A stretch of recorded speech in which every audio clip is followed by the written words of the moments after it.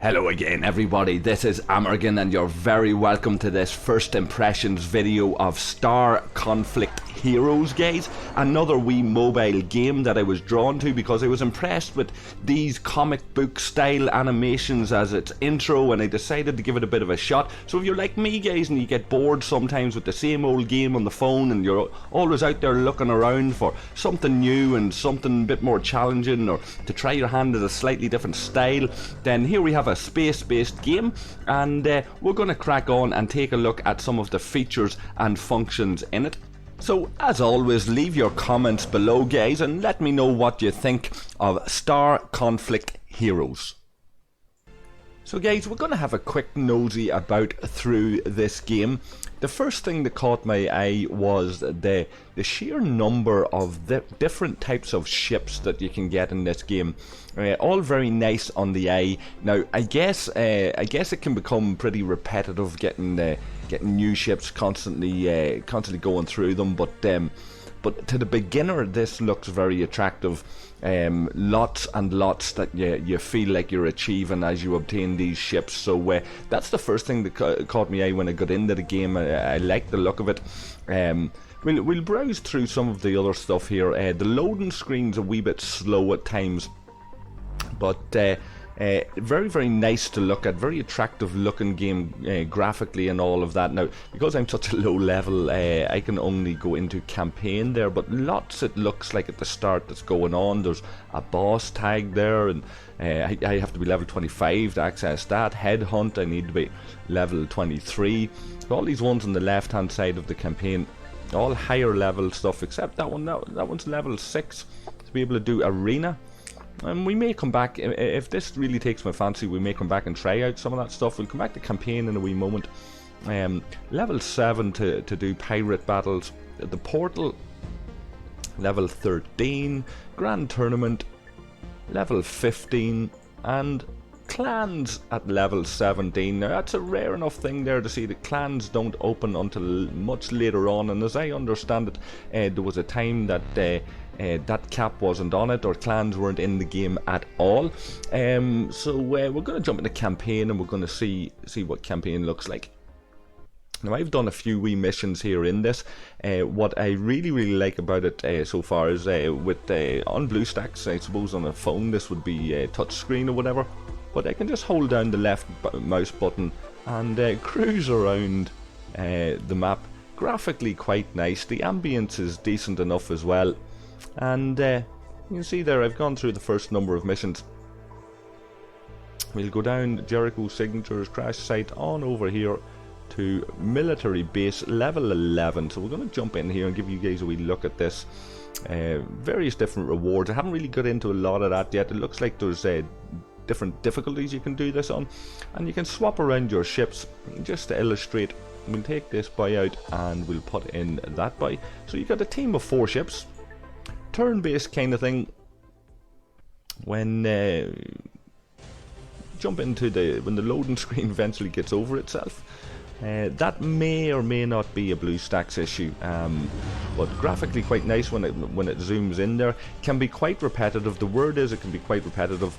The ships will slog it out in battle. I suppose there is a tactical element to this, so when you really get into it, you can start messing around with the different types of ships and what they do, combining abilities and different things. So I guess there is a strategical element to it in the later levels, but at these starting levels, it's all about sheer strength, being stronger than the other guy, and surviving long enough to complete the different waves. Some battles are one wave, some are multiple waves, and repetitive, like I say. The word from some of the community that's there is that it's quite repetitive, especially if you've played the game for a significant period of time, but we'll come back to that kind of stuff in a minute. There we are, 3 stars for that. Collect the reward. I like this wee thing here. It's like a radar, and you can kind of try and hit the jackpot on it. So you choose that, you stop that little thing spinning around, you choose your rewards from that, and we'll jump back out here for a wee second, and there's level 5, thank you very much, and daily missions now available, great. And here we now see the first start of the offers and the packs being shown up there. So what we're looking at here, guys, is a pay-to-win game. There's no question about it. Not as bad on the pocket as some of the games that are out there. You can see there are offers there from 99 cents to €3, $30 or €30 there, and different offers available. We'll hit later on that because I like to try these things free to play to begin with.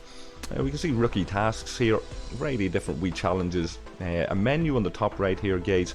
You go into the fleet, like I say, that's what we were looking at the start, and looking at the variety of different ships that were there. Daily quests, standard enough for these type of games. Quite an intuitive user interface, guys, when you get into the game. There's pirate battles open there. We may take a look at that in a wee moment. Your achievements and stuff, great, all standard enough. And as you go down through it, different leaderboards and things like that. So attractive enough, guys. Nice for a space themed game that you can just pick up and mess around with if you're looking for a slight change in pace. I had mentioned in game Starborn, guys, some of you might have checked out the Starborn video that I had done before, and I'd said that the global chat would make it a lot easier to interact with people, be able to bring it up on your screen. It seems in this game we have something like that. When I click this little chat icon down here, the server chat comes up. I want to give a wee shout out to Igor the Darkblade there. I had requested, was there a Discord channel that I could use, and Igor sent me a link, so a shout out to him. One of the things always attracts me to a game, guys, is the community. Now, looking around on Reddit and Discord, there's not too many community forums at the very start that I could find for this game. But what I did find is that some of the community members were quite responsive to me.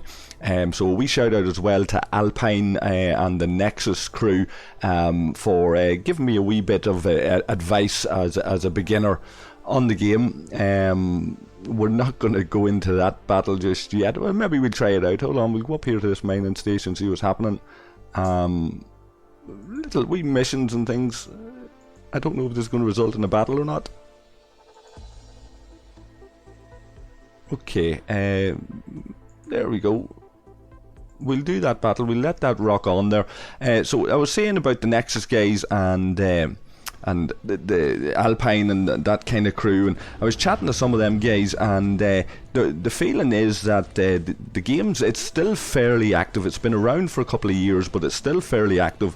That grinding is kind of necessary in it. Certainly if you're going to go the free-to-play route, grinding's quite necessary, and there are new ships released practically every month. Now there's a bit of discontent out there with the pay-to-win element to it. Like, you'd see that in a lot of these games, that discontent for the pay-to-win stuff. Now I've lost this battle. That's my first defeat. Not paying enough attention, guys. But generally, from what the community's saying in this game at the moment is that it's a good concept, but there needs to be some sort of rebalancing. Now, we've heard that before in a number of different games as well. And there seems to be an appetite there from among the players of this game to get rid of the pay-to-win tag that seems to haunt this game a little bit. And the good news, I suppose, one of the concerns I would have when picking up a game like this are the ships that we were looking at that attracted me at the start. Are some of them stuck behind a paywall? And it seems the guys are saying that they're not. Every ship is practically obtainable through free-to-play route if you grind and you put in enough of an effort. The difficulty with it is that ships have stars that affect their strength. Some of mine are 1 star, 2 star here. That will affect their strength. So if you're paying money, you can go up, I think, to somewhere in the region of 15 stars strength on a ship. Whereas if you're free to play, maybe 2-3 stars is the best you can ever really hope to achieve. And that's a bit disappointing in the sense that the paywall is there, for the ship, getting the ship to its full strength, but actually obtaining the ship itself is possible if you go the free-to-play route. So certainly in the early days of this game, for something to pick up and play for a little while, it's something that seems like it could be enjoyable. There seems to be plenty of events and stuff going on, but again, the criticism is that it's a bit on the repetitive side. And I'm enjoying it, guys, I have to say. I'm going to pop in before we finish up this video and try out this old Pirates. Now, see, episode 1, episode 2, we'll come back to all of that there at a later stage maybe. I want to try out this pirate stuff that unlocked at level 7. There it is there, pirate battles. I haven't done this at all yet, so I'm not too sure what to expect. Okay, so we'll pick our main 4 ships and we'll just go into battle and see what happens. But this seems to be the repetitive thing that people are talking about, and I don't mind that for a change of pace. There's no real-time PvP, it seems, but collecting rewards from events will allow you to rank on leaderboards and different things like that. So there is a competitive element with other people. Strange that I can't join an alliance until I'm level 17, but I seem to be progressing through some of these levels pretty fast. And certainly in the very early days. We'll see when we get to level 10 or 11 or 12 what way it is then. But right now, enjoying the very early taste of this game. Enjoying looking at the different ships. It's the sort of game that I would look forward to down the line, figuring out the different types of ships. We can see there that some of them have a wee target on them. Fighter, defender, gunship, whereas this one here is a guard ship. So it'll be interesting seeing how that works in terms of battle dynamics and strategy down the line. So there's a wee look at Pirates, guys. I'm going to leave the video at that. I'd love it if you left your comments below and give me your thoughts on it. And if any of you guys do decide to pick this game up and download it and give it a try, let me know, and I'll do my best. Even though I'm not well connected with this community at the moment, I'll do my best to hook you in with some of the players that have been around a wee while, that I've met 1 or 2 of them at the moment.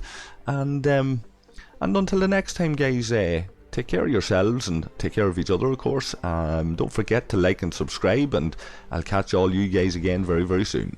Cheers.